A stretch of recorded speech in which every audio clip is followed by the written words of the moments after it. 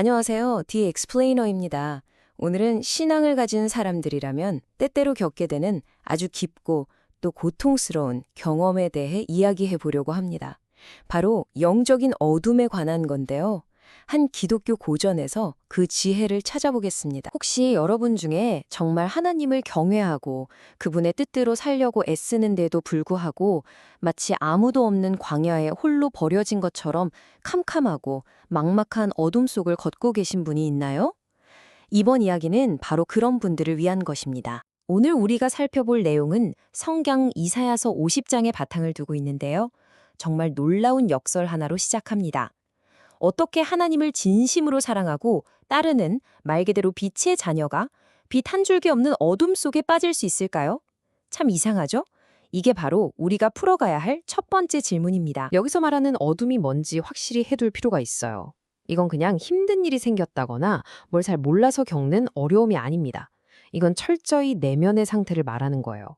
하나님이 마치 얼굴을 완전히 돌려버리신 것 같아서 내 영혼이 극심한 고통과 혼란 속에 빠져버린 바로 그 상태를 말이죠. 자, 그렇다면 이 끔찍한 어둠이 하나님께 버림받았다는 뜻이 아니라면 도대체 왜 이런 일이 일어나는 걸까요?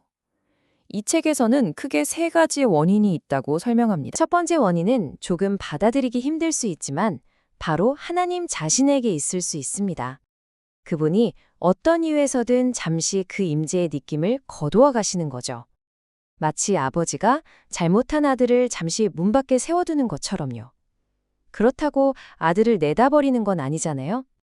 당신을 버리려는 게 아니라 우리가 다 알지 못하는 더 깊고 사랑이 담긴 목적이 있을 수 있다는 겁니다. 두 번째 원인은 바로 우리를 공격하는 적 사탄입니다.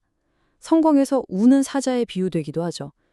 이 존재는 우리가 영적인 어둠 속에서 헤맬 때를 놓치지 않고 온갖 비난과 거짓말로 우리의 믿음 자체를 흔들어 놓으려고 합니다. 자, 이 부분이 정말 중요합니다. 잘 들어보세요.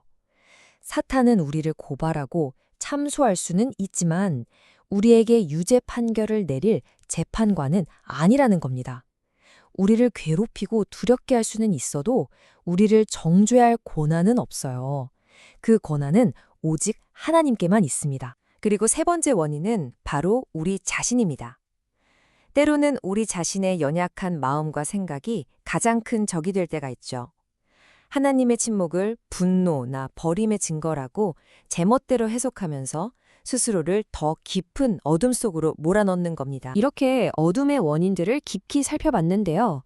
그럼 이제 가장 중요한 질문이 남았죠. 내 모든 감정과 확신이 사라지고 아무것도 남지 않았을 때 우리는 도대체 뭘 해야 할까요? 이 책은 아주 강력하고 단 하나의 해결책을 제시합니다. 한번 상상해 보세요. 아무것도 느껴지지 않고 과거에 뜨거웠던 신앙의 경험들은 전부 거짓말처럼 느껴집니다.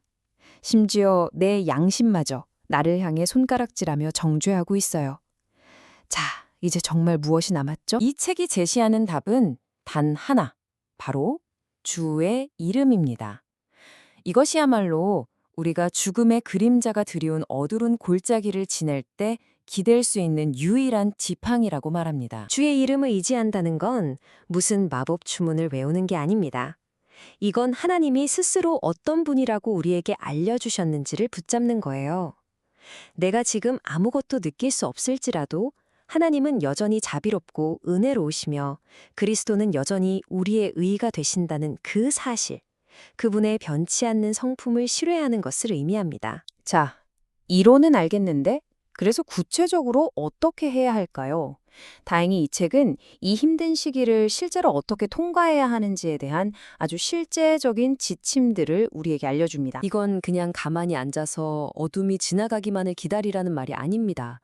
아주 적극적인 과정이에요. 먼저 내 삶을 부지런히 돌아보며 혹시 내 잘못은 없는지 살피고, 둘째, 하나님과 따지고 논쟁하는 것을 멈추고 그분을 신뢰하기로 결단해야 합니다. 셋째, 조급해하지 말고 인내하며 기다리고, 마지막으로 기도를 멈추지 않는 겁니다. 결국 우리 마음속에서는 치열한 전투가 벌어지고 있는 셈입니다. 한쪽에서는 사탄이 계속해서 속삭이죠. 너는 위선자야. 하나님은 널 잊었어. 내 죄는 용서받을 수 없어. 하지만 다른 한쪽에는 하나님의 약속이 있습니다. 나는 자비롭고 은혜롭다. 너를 영원히 기억한다. 내게로 오면 안전하다. 이 싸움의 핵심은 어떤 목소리를 듣고 믿을 것인가를 선택하는 데 있습니다. 마지막 질문입니다. 도대체 왜 사랑이 많으신 하나님은 당신의 자녀들이 이토록 고통스러운 길을 걷도록 그냥 내버려 두시는 걸까요? 이 책은 분명히 말합니다. 이 고난은 결코 무의미하지 않다고요. 이 어둠이 우리에게서 무언가를 빼앗아가는 것 같지만 사실은 놀라운 것들을 만들어냅니다. 나 자신을 의지하던 교만을 부수고 겸손을 가르치죠. 오직 하나님만 의지하게 만듭니다. 다른 사람의 아픔에 공감하는 마음을 주고요. 우리의 믿음을 진짜 단단하게 만듭니다.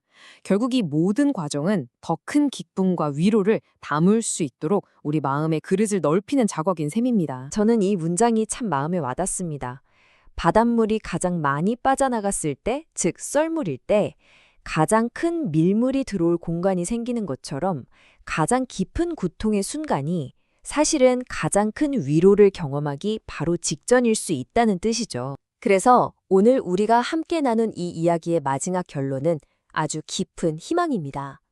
혹시 지금 당신이 인생에서 가장 깊은 어둠 속을 걷고 있다면 그 경험이 너무나 두렵고 고통스럽겠지만 그것이 당신을 무너뜨리기 위한 것이 아니라 이전과는 비교할 수 없는 가장 밝은 빛을 맞이하기 위한 준비 과정일지도 모른다는 사실입니다.